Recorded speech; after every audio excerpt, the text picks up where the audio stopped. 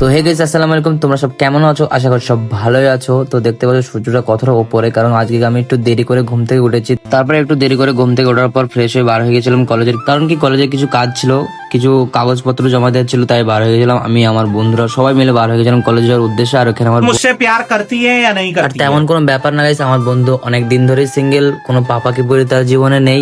যদি কারোর লাগে কমেন্ট করো। গাইস, আমরা এখন এখানে বসেছিলাম আর জোহরের নামাজের সময় হয়ে গেছে, তাই আমরা এখন যাচ্ছি সব বন্ধুরা মিলে বাড়ি গিয়ে নামাজ পড়তে যাবো, ঠিক আছে? আসরের নামাজ পড়ে আমরা একেবারে চলেছিলাম মাঠের দিকে, আর মাঠের দিকে বসে থাকার পর ইফতারের সময় হয়ে গেছিল। তো গাইস, আজকে কত নম্বর রোজা আমরা একটা বন্ধুকে জিজ্ঞেস করবো, বলতে পারি কি দেখি। তো আজ কত নম্বর রোজা? তো আজ কত নম্বর রোজা গাইস? আজ কত নম্বর রোজা? 11 নম্বর হ্যাঁ? 11তম রোজা। তো আজকে হচ্ছে 11 নম্বর রোজা, ঠিক আছে? তো আমরা দেখতে দেখতে আজ 11টা রোজা কমপ্লিট হয়ে গেল। তো আমরা সব এখানে বসেছিলাম। তো আমরা এখন বাড়ির দিকে যাব আর দাতুন নেবো, ইফতার করব। আসরের নামাজ পড়ে আমরা এসে ওখানে ওই জায়গাটা বসে বসে একটু টাইমটাকে কাটাচ্ছিলাম, ঠিক আছে?